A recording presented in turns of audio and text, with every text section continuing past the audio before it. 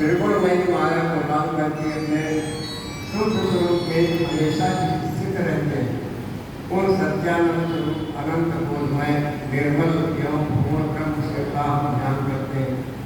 वही सृष्टि काल के ब्रह्मा और पालनकर्ता के रूप में विष्णु और संहार काल के समय रुद्र का रूप धारण कर लेते हैं। सदा सदैव सात्विक भाव को अपनाने से ही प्राप्त है। ऋषि बोले, महाज्ञानी व्यास शिष्य सूत जी आपको नमस्कार है। आपने पूर्ण रुद्र नामक चौथी संहिता का वर्णन विशद रूप से किया। हम बहुत प्रसन्न हैं। अब सदाशिव के चरित्र का वर्णन कीजिए। सूत जी ने कहा, सौनक ऋषियों महर्षियों, भगवान शंकर का मंगलमय चरित्र है जो दिव्य भोग और मोक्ष को देने वाला। तुम लोग प्रेम पूर्वक सुनो। पूर्व काल में मुनिवर व्यास ने सनत कुमार के सामने ऐसे ही पवित्र प्रश्न किया था, जिसके उत्तर में उन्होंने भगवान शिव के उत्तम चरित्र का वर्णन किया। एक समय की बात है, भगवान कृष्ण हिमाचल पर्वत पर गए। पुत्र प्राप्ति की कामना से वहां पर तपस्या करने लगे। वहां पर उनको उपमन्यु एक महर्षि है वो मिले। उपमन्यु ने बताया, हमारे को इस प्रकार से भगवान भोलेनाथ की तपस्या करोगे तो मैं पुत्र की प्राप्ति हो जाएगी, अन्यथा पुत्र प्राप्ति का कोई संयोग नहीं। तब भगवान कृष्ण ने जाकर के भगवान भोलेनाथ की प्रसन्नता के लिए वहाँ पर तपस्या किया। उनकी तपस्या से प्रसन्न होकर के पार्वती, कार्तिकेय, गणेश सहित भगवान भोलेनाथ प्रकट हुए और वरदान मांगने के लिए भगवान कृष्ण को कहा। श्री कृष्ण का वचन सुनकर के भगवान भाव से बोले, वासुदेव, तुमने जो कुछ मनोरथ किया है अपने मन में, जो इच्छा की है, जिस इच्छा के लिए आपने, जिस कामना के लिए, पूर्ति के लिए आपने हमारी तपस्या की है, वो सब तुमको प्राप्त हो जाए। एक समय मुनियों ने, ऋषियों मुनियों ने सूर्य भगवान को श्राप दे दिया था। ऋषियों ने कहा कि तुम मनुष्य योनि में उत्पन्न हो जाओगे। सूर्य को श्राप दिया था। अतः वह समर्पक सूर्य होकर के तुम्हारे पुत्र होंगे। भगवान भोलेनाथ ने कहा, सूर्य भगवान तुम्हारे पुत्र बन करके आएंगे, क्योंकि ऋषियों मुनियों ने उनको श्राप दिया है। इसके सिवा जो जो तुम्हें अभीष्ट हो, तुम्हारी जो इच्छा हो, प्रमाण मुझसे प्राप्त कर सकते हो। सनत कुमार जी कहते हैं, इस प्रकार भगवान भोलेनाथ से संपूर्ण वरों को प्राप्त करके श्री कृष्ण ने अनेक प्रकार की बहुत सी स्तुतियों के द्वारा भगवान भोलेनाथ को, कार्तिकेय को, गणेश जी को, पार्वती जी को प्रसन्न किया। पार्वती बोली, परम बुद्धिमान वसुदेव नंदन श्री कृष्ण, मैं तुमसे बहुत संतुष्ट हूँ। तुम पाप रहित हो, मुझसे भी कुछ वरदान मांग लो जो तुम्हारी इच्छा हो। श्री कृष्ण ने कहा, देवी, यदि आप मेरे इस सत्य तप से संतुष्ट हो और मुझे वर दे रहे हैं, तो मैं चाहता हूँ कि मैं ब्राह्मणों के प्रति कभी मेरे मन में द्वेष न हो, विद्रोह न हो। मैं सदा चीजों का, ब्राह्मणों का पूजन करता रहूँ। भगवान इस प्रकार से कहते हैं, मेरे माता पिता सदा मुझसे संतुष्ट रहे, उनकी कृपा, उनकी छत्र छाया मेरे ऊपर बनी रहे, और मैं जहाँ कहीं जाऊँ समस्त प्राणियों के प्रति मेरे हृदय में अनुकूल भाव हो, कभी प्रतिकूल भाव न उत्पन्न हो। आपके दर्शन के प्रभाव से मेरी संतति उत्तम हो, मेरा जो परिवार हो, मेरी जो वंश वृद्धि हो, सब उत्तम प्रकार के आचरण से युक्त हो, और मैं सैकड़ों यज्ञ करके इंद्रयादि देवताओं को तृप्त करूँ।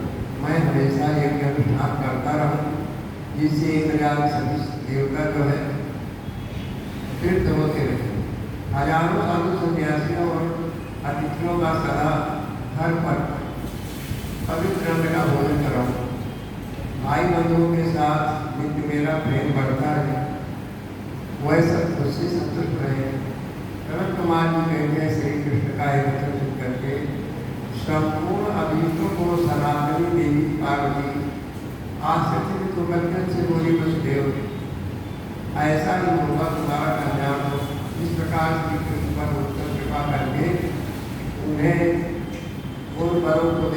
पार्वती और भोलेनाथ अंतर्ध्यान हो गए।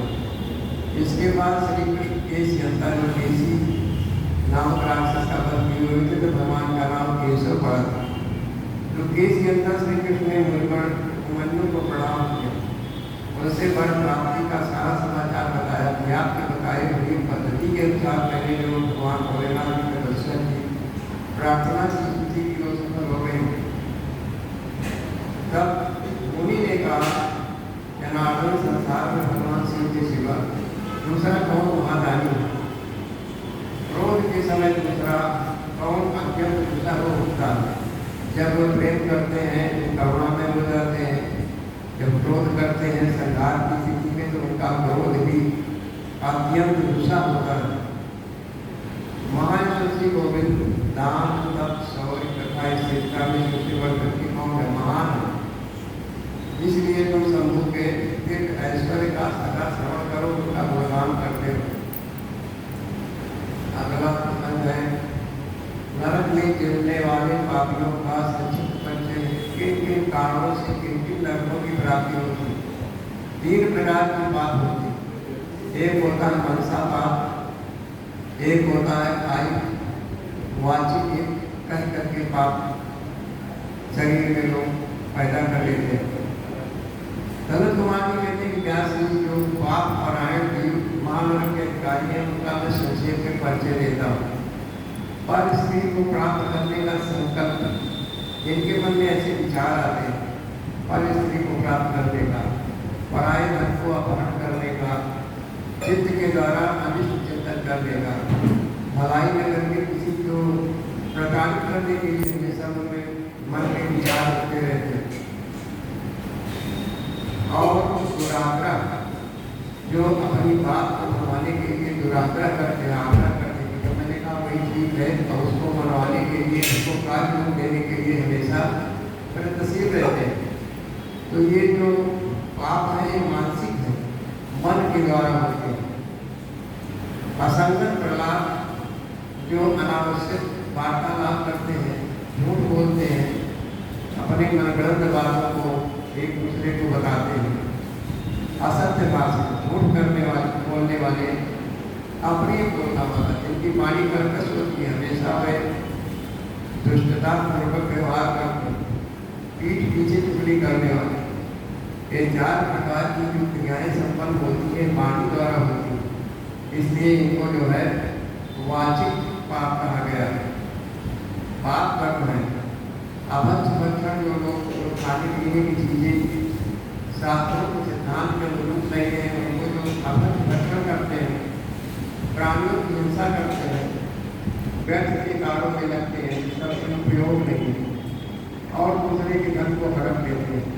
ये 4 प्रकार के पाप जो है शारीरिक कहे गए हैं, जो क्रिया के द्वारा संपन्न होते हैं।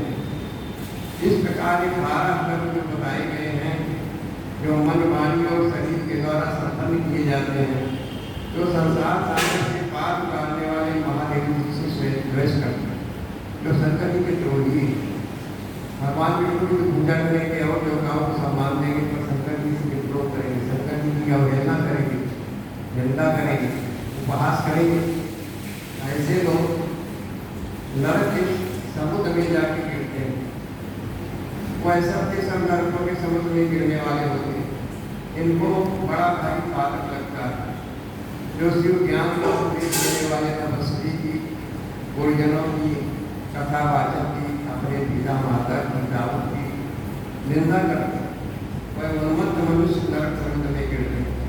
ब्रह्म हत्यारा, जो ब्राह्मण को मारता है, मदिरा पीने वाला, सोने की चोरी करने वाला, गुरु पत्नी गामी तथा इन 4 से संपर्क रखने वाला, जो इनके सानिध्य में बैठता है, उठता है, इनसे बातचीत करता है, उसके पाप का कुछ हिस्सा नहीं को प्राप्त हो जाता है।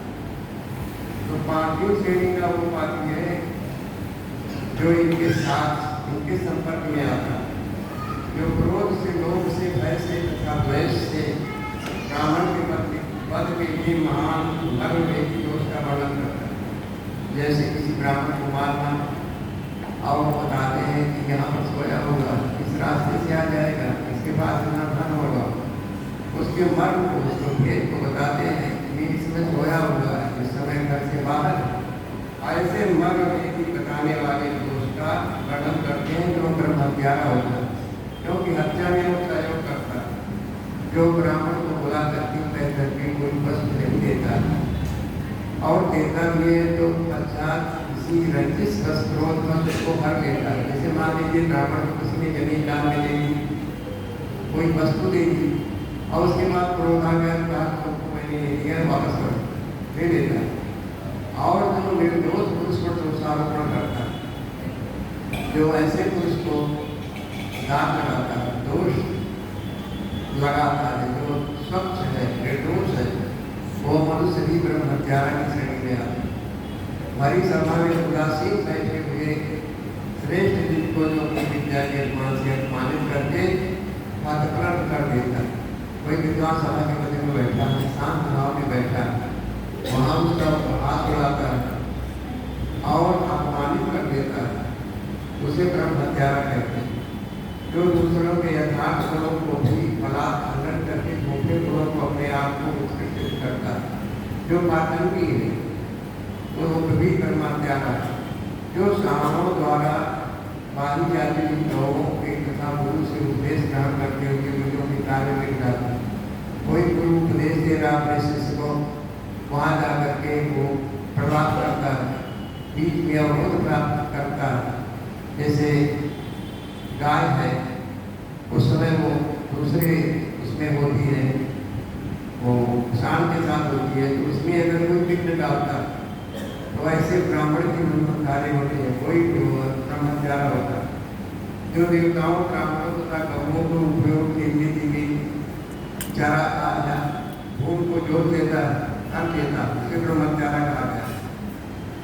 ब्राह्मण के धन को हर लेना, अन्याय से धन कमाना ब्रह्महत्या के समान ही पाप जरूरत है। लोहे के चूड़े को कोई खा करके बचा सकता, लेकिन ब्राह्मण के धन को बचाने की शक्ति उसमें है, किसी में महापातक बताया गया। पिता और माता को त्याग दें, जिंदगी में माता पिता की पालना करते हैं, हर प्रकार से उसको ध्यान देते हैं, उनका जो त्याग कर देता है, झूठी गवाही देता है, ब्राह्मण से झूठा वादा करता है, शिव भक्तों को मांस खिला देते, अभक्ष वस्तु का भक्षण करना ब्रह्म हत्या के प्रति कहा गया है। मन में निरपराध प्राणियों का वध करना भी ब्रह्म हत्या के समान। इसके सज्जन पुरुष को साधु पुरुष को चाहिए कि वो ब्राह्मण के धन को त्याग, ब्राह्मण का धन जो है विष के समान, उसे धर्म के कार्य में भी न लगाए। अगर हम धर्म करते हैं, कहते हैं कि चलो ब्राह्मण का धन कोई बात नहीं है, इसको पूजा में खर्च कर दूंगा, धन में लगा दूंगा, मंदिर बनवाने में लगा दूंगा, ऐसा भी नहीं करना चाहिए, अन्यथा ब्रह्म हत्या का दोष लगता है। गौओं के मार्ग में, वन में तथा गाँव में जो आग लगाते हैं वह भी ब्रह्म हत्या ही करते हैं। इतने निरीह पशुओं का, चूहों का, पतंगों का, चिड़ियों का, सबका आग लगाने से हत्याएं होती हैं। ये महाभयानक आग लगाना, ब्राह्मण के दंड का अपहरण करना, ब्राह्मण की वस्तु को ले लेना, ब्राह्मण के धन को चुरा लेना, जबरदस्ती ले लेना, पैतृक संपत्ति के बंटवारे में उलटफेर करना। जैसे मान लीजिए किसी के 4 बेटे हैं, किसी को ज़्यादा मानो, किसी को कम, किसी को ज़्यादा दे दो हिस्सा, ये भी उलटफेर करने वाले। अत्यंत अभिमान और अधिक क्रोध करना, पाखंड फैलाना, कृतज्ञता करना, ये उपकार को न मानना, विषयों में अत्यंत आसक्त होना, पर इसकी समारोह करना, श्रेष्ठ कुल की कन्याओं को कलंकित करना, यज्ञ बाग बगीचे सरोवर तथा स्त्री पुरुष का निकरे करना, ये सब तीर्थ यात्रा, उपवास तथा व्यक्तियों को प्रेरणादि का सौदा करना, स्त्री के धन से जीविका चलाना, स्त्रियों के अत्यंत वशीभूत होना, स्त्रियों की रक्षा न करना, छल से पराई स्त्रियों का सेवन करना, ब्रह्मचर्य आदि व्रतों का त्याग कर देना, दूसरों के आचार का सेवन करना, असत जो पाखंडी, जो नए नए शास्त्र के साथ नए नए अपने सिद्धांत बनाते हैं, भी उनकी शास्त्र तथा ब्राह्मणों की निंदा करना, पितृयज्ञ देवयज्ञ को त्याग देना। पितृयज्ञ 35 श्राद्ध किए जाते हैं का त्याग कर देना। देवयज्ञ वो है जो हम देवताओं के लिए करते हैं, जब तक करते हैं, स्वाध्याय करते हैं, उनके ग्रंथों को पढ़ते हैं। ये देवयज्ञ ब्रह्मयज्ञ कहा गया है। अपने कर्मों का परित्याग करना, जो हमारे रोज के नैतिक कर्म है, नित्य कर्म है, पूजा पाठ है, स्नान ध्यान आचार विचार जब तक, इनका जो परित्याग करता बुरे स्वभाव को अपना लेता, नास्तिक होता है, ईश्वर में विश्वास नहीं करता, पापों में लगना, पाप कर्म में लगा रहता, सदा झूठ बोलता रहता, इस तरह के पापों से किसी पुरुष को उपपातकी कहा गया है। पाप तो नहीं है लेकिन उपपातकी के छोटे छोटे पाप, जो मनुष्य कहुओं ब्राह्मण कन्याओं स्वामी मित्र तथा तपस्वी महात्माओं के कार्य नष्ट कर देते। स्वामी माने की जो उसके यहाँ सर्विस करते हैं, सेवा करते हैं, उसको धोखा देते हैं। महात्माओं के कार्य में विघ्न उत्पन्न करते हैं, वह भी नरकगामी कहे गए। जो ब्राह्मणों को जो देते हैं उन्हें मारने के लिए हाथ उठाते हैं, अस्त्र शस्त्र उठाते हैं। जो दृढ़ होकर के सूत्रों की सेवा करते हैं, ब्राह्मण होकर के सूत्र जाति की सेवा करते हैं। इसलिए कहा कि 4 प्रकार के जो है वो होते हैं, नीच की सेवा करना, ये सब जो है नहीं करना चाहिए। कुग्राम वासा कुलहीन सेवा, कुग्राम वासा जहाँ दुष्टों का निवास हो वहाँ पर वास करना पड़े, ये सबसे बड़ा कष्टकारक है। कुग्राम सेवा कुलहीन सेवा, पुत्रों कुमार की मुजोर भार्या, पुत्र कुमार की हो गया, धर्म पर नहीं चल रहा है, पिता की आज्ञा से अवहेलना कर रहा है, स्त्री बार बार में जो है वार्तालाप करती है, संघर्ष पैदा करती है, कला पैदा करती है, और विधवा कन्या अपने सामने कन्या विधवा हो जाए, ये सब जो है सबसे बड़ा पाप है। लेकिन परिस्थिति बस क्या करें, तो इस प्रकार से नर्क बताए गए हैं जो कुग्राम वासा कुलहीन सेवा, पुत्र कुमार की मुखजोर भाग्या विधवा कन्या, ये सब जो है एक पाप के रूप में प्रकट होते हैं। तो मदिरा पान जो करते हैं, जो पाप परायण है, क्रूर तथा हिंसा के प्रेम के, कुछ लोग तो अनायास उनको शिकार करने में आनंद आता है, वहाँ पर खाली निशाना पाते हैं, किसी जीव की हत्या करते हैं, पक्षियों को मारते हैं, मृगों को मारते हैं, उनका स्वभाव बन जाता है। जो गौशाला में, अग्नि में, जल में, सड़कों पर, पेड़ों की छाया में, पर्वतों में, बगीचों में, देव मंदिरों के आसपास मलमूत्र का त्याग करते हैं। गर्मी का दिन है तो वृक्षों के नीचे जा करके मलमूत्र का त्याग करते हैं, सड़कों पर करते हैं, पर्वतों पर करते हैं, बगीचों में जा करके देव मंदिरों के आसपास गतिविधि करते हैं। बांस, ईंट, पत्थर, काठ, सींग और कीलों के द्वारा, तार के द्वारा जो रास्ते को बंद कर देते थे, जहाँ से रास्ता मार्ग को अवरुद्ध कर देते हैं। दूसरे के खेत की सीमा को हर लेते, खेत है पड़ोस में किसी दूसरे का, उस पेड़ को काट काट करके अपनी उसको बढ़ाते हैं, उसकी जमीन को हर लेते हैं। इस प्रकार जो छल से शासन करते हैं, छल कपट के कार्यों में लगे रहते, किसी को ठग कर लाए हुए पाप अन्न तथा वस्त्रों का छल से उपयोग करते हैं। और जो स्त्री पुत्र मित्र बाल मित्र दुर्बल आत्म मित्र अतिथि तथा बंधनों को भूखे छोड़ करके स्वयं खा लेते। कहने का अर्थ ये है कि 4 व्यक्ति अगर बैठे तो कोई व्यक्ति अगर उसमें से कुछ खा रहा तो उनसे आज्ञा लेकर के उन लोगों को थोड़ा थोड़ा बांट करके खाना चाहिए। जो ऐसा नहीं करते हैं वह पाप करते हैं, पाप को खाते हैं ना, नहीं खाते। जो अजितेंद्रिय है, जिन्होंने इंद्रियों को बस में नहीं किया, जिनकी इंद्रियां जो है बस में नहीं है, नियमों को नहीं ग्रहण करते हैं और नियम करते हुए फिर उसको त्याग देते, संन्यास धारण करके हम पेड़ से घर बसा लेते। एक बार का छोड़ दिया, साधु बन गए, सन्यासी बन गए, फिर अगर वो गृहस्थी में आ जाते हैं, घर बसा लेते हैं।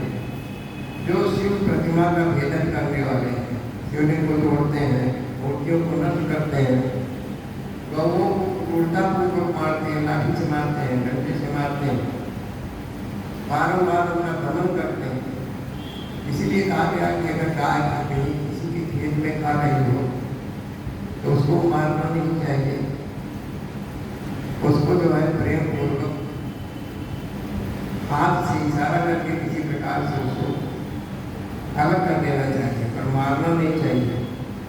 एक बार एक भागवत हो रही थी, श्रीमद् भागवत, वहाँ पर जो है बड़े बड़े सेठ लोग थे, जहाँ पर कथा हो रही थी, सुनने के लिए कथा जाते थे भागवत। तो एक दिन की बात है, बेटा उनका सेठ का जो है वो कथा सुनने के लिए चला गया। तो वहाँ पर प्रसंग चल रहा था, आचार्य जी कथावाचक बोल रहे थे कि जो व्यक्ति खाते हुए पीते हुए गाय को मारता है वो घोर नरक में जाता है। इस बात को उसने सुना और फिर प्रसंग बस आगे की कथा चली तो उसने बताया कि जो देवता होते हैं उनके पैर जमीन से ऊपर होते हैं, गुड़ भी चलते हैं, जमीन में पैर छू नहीं जाता। तीसरी चीज है कि उनकी परछाई नहीं पड़ती जमीन पे। ये तीन बातें उसने सुना। तो घर आया, एक हफ्ते के बाद उसके घर में चोर आया। जब चोर आए तो बड़ा परेशान हो गया वो। तो तो इसके पहले थोड़ा सा है कि वो गल्ला अनाज के ढेर लगे हुए थे, व्यापारी पर था, एक गाय बेच घूमती हुई, अब उसको खाने लगी। सेठ आया, बड़ी जोर से चिल्ला करके कहता है, अरे अंधे हो गए तो क्या खाओगे, मर जाओगे, गाय खाने मुझे दिखाई नहीं देता। उसके बाद उसने एक बार उठाया, गाय को माथे पर मारा, उसके खून निकलने लगा, बेटा रोने लगा। मैंने कभी कथा में सुना था पिताजी कि गाय खाती हुई गाय को मारना नहीं चाहिए, कल पी रही हो तो उसको पीने नहीं देना चाहिए। आप पागल वहाँ से कथा में गए तो अच्छी बात है। उसी के दूसरे दिन ही उसके घर में चोर घुसे। तो चोर जो थे बड़े चालाक थे, एक भैंसे को खूब बढ़िया सजा करके उस पर भैंसे पर बैठा हुआ चोर, और जैसे अंदर गया उसने कहा मैं केंद्र देवता आया हुआ और जितना घर का सारा सामान है सब ला करके मेरे पास रख दो, नहीं तो एक ही को मार दूंगा। आप वो बच्चा अंधेरा पे घर में, तो वो सोच रहा है हमारे घर में आ गए, चोर आ गए, कैसे है। तो उसने थोड़ा सा प्रकाश किया और प्रकाश करके बुद्धि का इस्तेमाल किया तो देखा तो देवता के पैर जो है जमीन पे नहीं पड़ रहे, जमीन पर पड़ रहे थे, वो जमीन पर ही थे। प्रकाश जलाया तो परछाई भी पड़ रही थी दीवारों पे। उसने जोर से चिल्लाया, पिताजी ये सब चोर है, चोर है, गाँव बस्ती वाले आए। तब तक वो चोर निकल गए, तो उसके धन की रक्षा हो गई। तो श्रीमद् भागवत या पुराण जहाँ कहीं भी होता है नया कोई सीख मिलती है।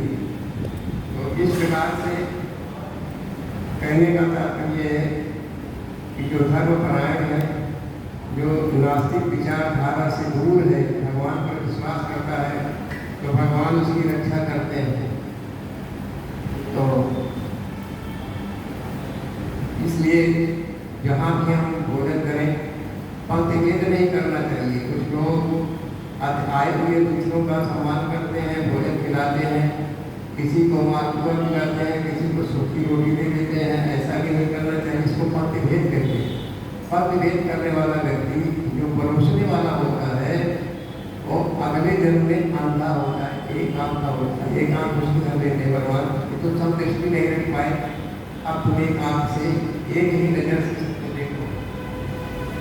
तो जो लोग अधिक वजन लाद करके पशुओं को प्रकाश करते हैं, बैलगाड़ी में या उनके ऊपर गधा है, घोड़ा है, उनके ऊपर अनावश्यक सामान बोझ भिजवाते हैं, पशुओं को खिलाए बिना ही भार ढोने के लिए मजबूर करते हैं, पशुओं को चढ़ने के लिए नहीं छोड़ते, जो भार से घायल, भूख से पीड़ित, भूख से आतंक गाय बैलों का या कोई पालन नहीं करते हैं, वह सब के सब तो हत्यारे हैं, नरकामी वाले हैं, जो पापिष्ठ मनुष्य बैलों के अनुकूल खुदवाते।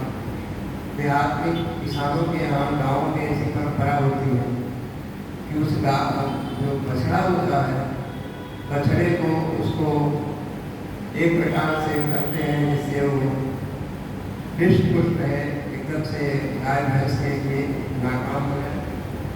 ऐसा जो करते हैं वो धर्म के विरुद्ध है। वह महान आरती होते हैं जो अपने घर में आए हुए अतिथि का सम्मान नहीं करते, भूख और परिश्रम से कष्ट पाते हुए अन्न की इच्छा से आने वाले भिखारी या किसी को अनाथों, स्वाधीन पुरुषों, दीनों, बाल बच्चों, दुर्बलों, रोगियों पर कृपा नहीं करते, यानी कि असहाय की सहायता नहीं करते। वह मूल नर्क के समुद्र में गिरते हैं। मनुष्य जब मरता है तब उसका कमाया हुआ धन घर में ही रह जाता है। भाई बहन को श्मशान तक जाएंगे, लौट आएंगे, केवल उसके किए गए पाप, पुण्य और अच्छे बुरे कर्म परलोक के पथ पर जाने वाले उस जीव के साथ जाते। उसी के आधार पर यमराज उसके कार्यों का निर्णय करके किस प्रकार के नर्क में उसको भेजना है या स्वर्ग भेजना है उसका निर्णय लेते हैं। जो औचित्य की सीमा को लांघ कर मनमाना वसूल करता है, जैसे कोई टैक्स वसूलने वाला, कर लेने वाला और उस सीमा के विरुद्ध उससे ज़्यादा वसूल करता, दूसरों को दंड देने में रुचि रखता है, आनंद अनुभव करता है, वो राजा नर्क में पकाया जाता। इसलिए कहा गया कि राजा के राज्य में प्रजा का जो किया हुआ पाप है उसका छठा हिस्सा राजा को लेना ही पड़ता है। ये राष्ट्रगमन इसलिए राजा को कहा गया है कि जा सुराज प्रिय प्रजा दुखारी, शोडर वस नरक अधिकारी। जो राजा हो करके अपने राज्य में प्रजा को दुख देता वो नरकामी होता। जिसकी प्रजा दुखी हो राजा के रहते हुए, जिस राजा के राज्य में प्रजा घूसखोरों अपनी रुचि के अनुसार कम दाम दे करके अधिक कीमत का माल ले लेने वाले अधिकारियों तथा चोरों से अधिक सिखाई जाती है। कुछ लोग उन्हें हफ्ता सुनते हैं, दुकानदारों से अधिक कीमत ले लेते हैं, मनमानी करते हैं, वस्तु ले लेते हैं, पैसे नहीं देते हैं। वो ऐसे लोग भी नरकों में फंसाए जाते हैं। और आई स्त्रियों के साथ उनके विचार और दूरी करने वाले प्रचंड पुरुषों को पाप लगता है, महापातक है। वही परिस्थिति गाली राजा को ही लगता है। जो साधु को चोर और चोर को साधु समझता है, कथा बिना किए हुए अपराधी को मेरा अपराध को दंड देता और राजा न ले जाता है। जिस किसी पराये व्यक्ति को सरसों बराबर भी चुग लेने पर मनुष्य नरक नहीं गिरते, इसमें संशय नहीं। एक बार की बात, विष्णु भगवान ने कहा कि नारद जी से कि जाओ वहाँ मृत लोक में जाकर देखो तो धर्म कब कैसे चला। नारद जी आए, उन्होंने देखा तो एक जगह पर गलती थी पृथ्वी पर भेजने की ये कि नारद जी जा रहे थे, किसान का खेत था, मक्का उसमें बहुत फला फूला था, मक्के का खेत था और पेड़ पर झुका हुआ था। और नारद जी जैसे जा रहे थे उनके पैर से लग करके वो मक्के की पाल में टूट करके गिरी। नारद जी ने देखा उसको तो बड़े अच्छे मक्का सुंदर होता है देखने में, पत्थर पीला पीला, उसको उठाया गाँव में गए। एक जगह पर तालाब जल रहा था, वहाँ भोर करके थे तो कहा उस कारण से कृष्ण भगवान ने कहा तुमने चोरी की, बिना अनाधिकार चेष्टा की। किसान का जो खेत में जो अन्न पैदा करता है बड़ा कष्ट होता है, तुमने उसको खा लिया। अब तो मनुष्य जा करके मनुष्य के रूप में पृथ्वी पर जन्म लो। नारद जी कहा इसका पुण्य चुकाओ, किसान के यहाँ जाकर के सेवा करो। तो एक किसान के यहाँ नारद जी गए। नारद जी ने कहा कि भैया मैं आपके यहाँ को सेवा करना चाहता हूँ। उसने देखा कि महात्मा जगह रखाएंगे, कौन सी सेवा नहीं, ये तो पाप लगेगा लेकिन सेवा देना नहीं है। उसने कहा महाराज मेरी खेत की रखवाली करना है आपको, चोर चक्के आते हैं तो आप रखवाली करो। कहीं ठीक। तो उनके जो खेत थे, गेहूँ का खेत बढ़िया पका हुआ लगा हुआ था। तो नारद जी वही खेत के चारों ओर घूमते थे। तो नारद जो है नम्र स्वभाव साधु सन्यासी जो थे, ही एक पेड़ के नीचे जा करके उन्हें सो गए। तो उसको गेहूँ को काटने वाले जो थे, दो चार जो रहे काट रहे थे, तब करकर की आवाज़ जब हुई तो वहाँ पर जो है नारद जी को उठ के खड़े हो गए। अरे मुझे तो रखवाली का भार सौंपा गया था, ये सब चोर उठा ले जाएंगे, मुझे बड़ा पाप पड़ेगा, दूसरा पाप फिर से पैदा हो जाएगा। नारद जी क्या करके हंसते हैं बड़े जोर से। जब वो नारद हंसता हुआ जो देखते हैं तो सब हंसता करेंगे कि कौन है हंस रहा है, उसने मुझे मना भी नहीं की। कहते हैं नारद जी ने कहा कि तुम चोर सुनो मेरी बात, एक भोटका जो है खा लेने के कारण मुझे इतना के लोग इस ब्राह्मण की सेवा करते, अब तुम इतना माल काट करके उठा ले जाओगे तो तुम किस नर्क में पड़ोगे। मुझे तो यही हंसी आ रही है कि तुम कितने अनभिज्ञ हो। तो नारद जी से कहा कि फिर मैं करूँ क्या, अब तो मैंने काट दिया है। इसको रात है, इसको उठा करके बोझ बना करके ले जाओ, किसान का जहाँ खलिहान है बता देता हूँ करके रखो, तो वहाँ पर रखो। उसके बाद में जब सवेरा हुआ, किसान ने देखा तो सारा का सारा उसका जो था खेत खलिहान में रखा हुआ, प्रसन्न हुआ। बाबा जी ने कहा, नारद जी ने कहा कि मैं रखवाली करने गया था, सो रहे थे तो मैंने ऐसा ऐसा किया। तो उसने हाथ जोड़ के उनके पैरों पे गिर करके क्षमा मांगी, महाराज आप प्रार्थना किया, अब आप से प्रार्थना है कि आप मेरे प्राण को सुनो। तो इस प्रकार कहा गया है, एक सरसों के दाने को भी चुग लेने पर, जिस पर हमारा कोई अधिकार नहीं है, मनुष्य नरक नहीं गिरता, इसमें कोई संशय नहीं है, ये असत्य नहीं है, सत्य है। इस तरह के पापों से मनुष्य मरने के बाद नरक की यात्रा भोगने के लिए, जब नरक की यात्रा भोग चुका होता है तो फिर नया जीवन मिलता है, जिसमें संपूर्ण आकार प्रकट रहते हैं। इसीलिए ये पाप का प्रायश्चित अपने जीवन काल में ही कर लेना चाहिए। जिस प्रकार का पाप हो उस प्रकार के पाप का अलग अलग प्रायश्चित बताया गया। जो मन, वाणी और शरीर के द्वारा मनसामानी कर्म के द्वारा पाप किया जाता है, या दूसरे से कराता है, किसी के कर्म का अनुमोदन करता है, कोई हिंसा कर देता है तो उसकी सफाई में लग जाता है, नहीं जोड़े नहीं, ऐसे पापियों को हिलक मिलता। आप कहते हैं कि पापियों की दुर्गति कैसे होती है, वो कैसे हम लोग हो जाते हैं, रात के लोग हो जाते हैं। और जो मनुष्य पाप नहीं करते हैं, थोड़े आत्मा लोग होते हैं, उनके रास्ते अलग होते हैं। व्यास जी मनुष्य 4 प्रकार के पापों से लोग में जाता है, ये हम लोग को बताते हैं कि बड़ा भयंकर है।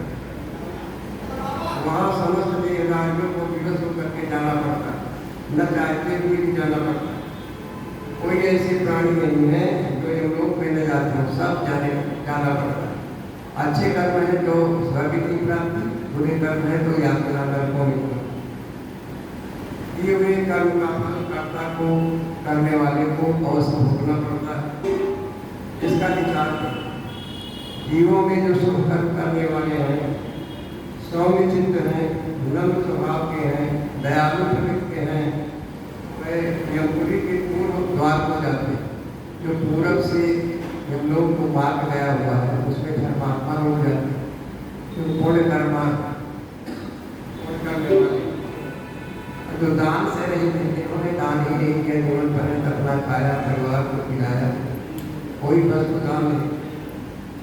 वह भयानक दक्षिण का जो रास्ता है यमराज के यहाँ हम लोग को जाने का, उस रास्ते से दक्षिण के रास्ते से जाते हैं।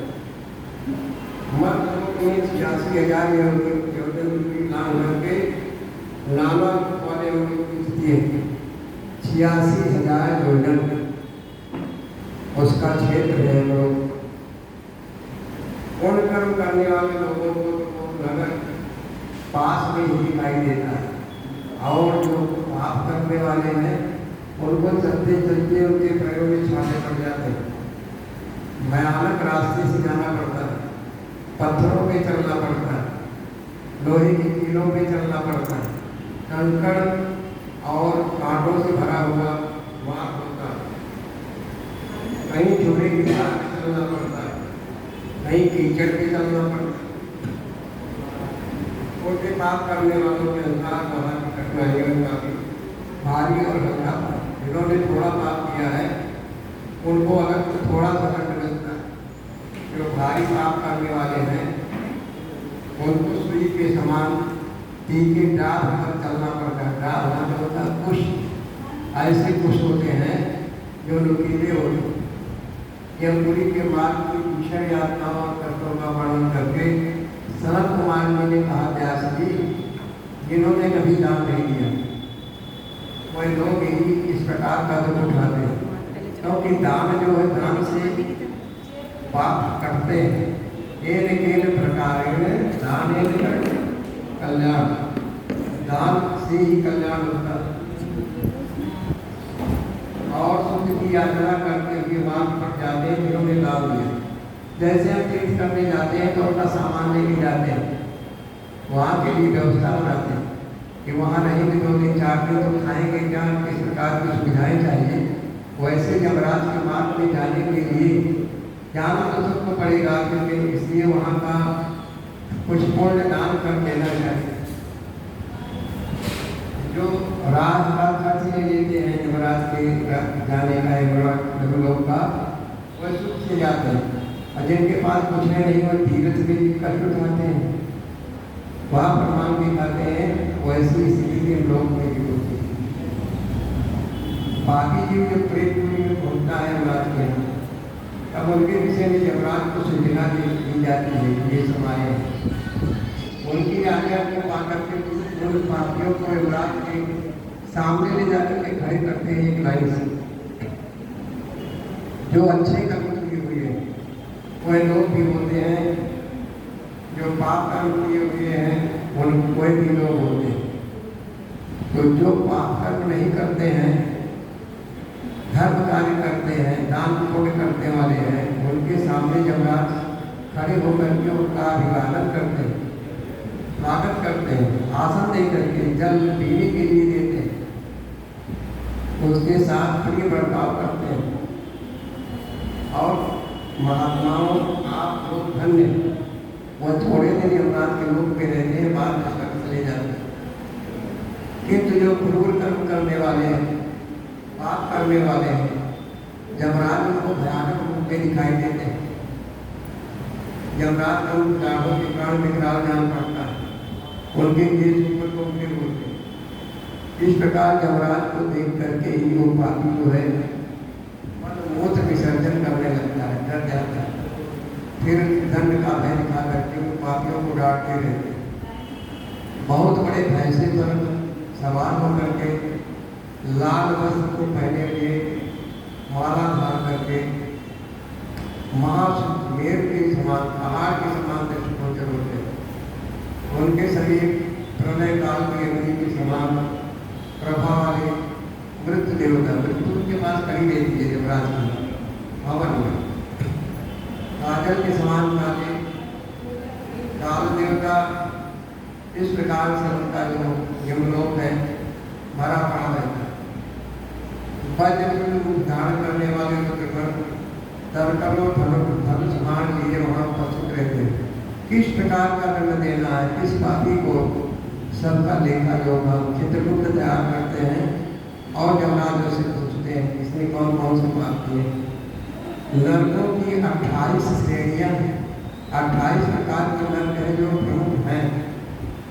5 इनके नायक हैं और 144 जो है छोटे बड़े नर्क मिला करके हैं।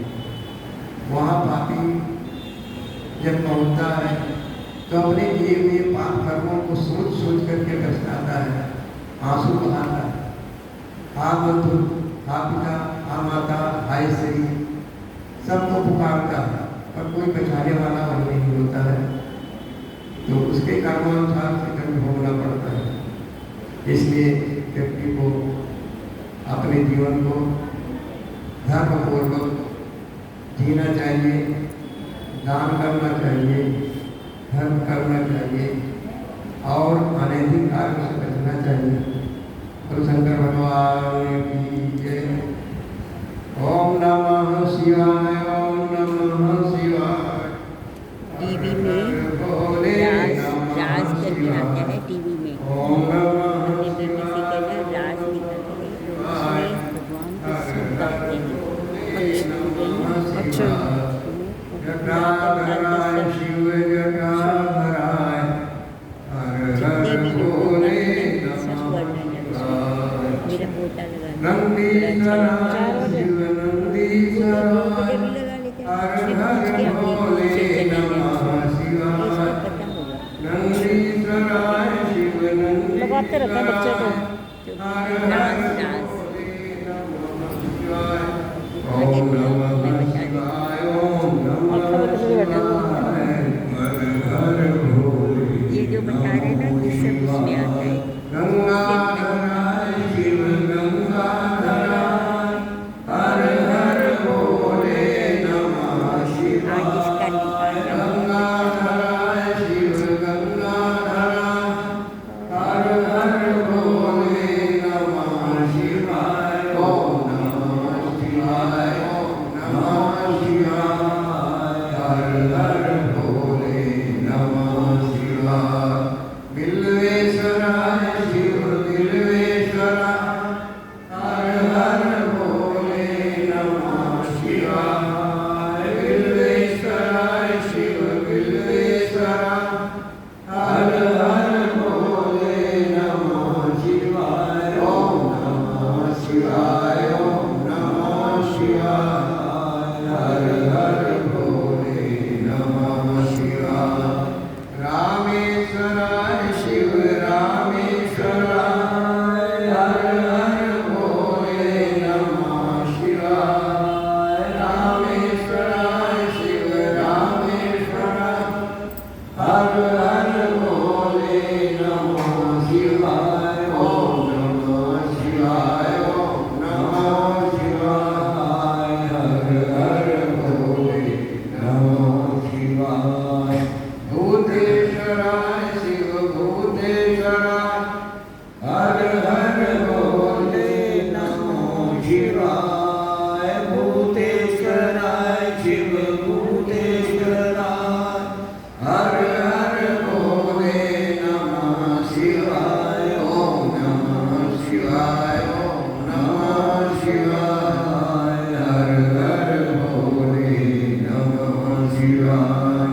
विश्वेश्वराय शिव विश्वेश्वराय हर हर भोले नमः शिवाय। विश्वेश्वराय शिव विश्वेश्वराय हर हर भोले नमः शिवाय। ओम नमः शिवाय, ओम नमः शिवाय, हर हर भोले नमः शिवाय। नागेश्वराय शिव नागेश्वराय हर हर भोले नमः शिवाय। नागेश्वराय शिव नागेश्वराय हर हर भोले नमः शिवाय। ओम नमः शिवाय, ओम नमः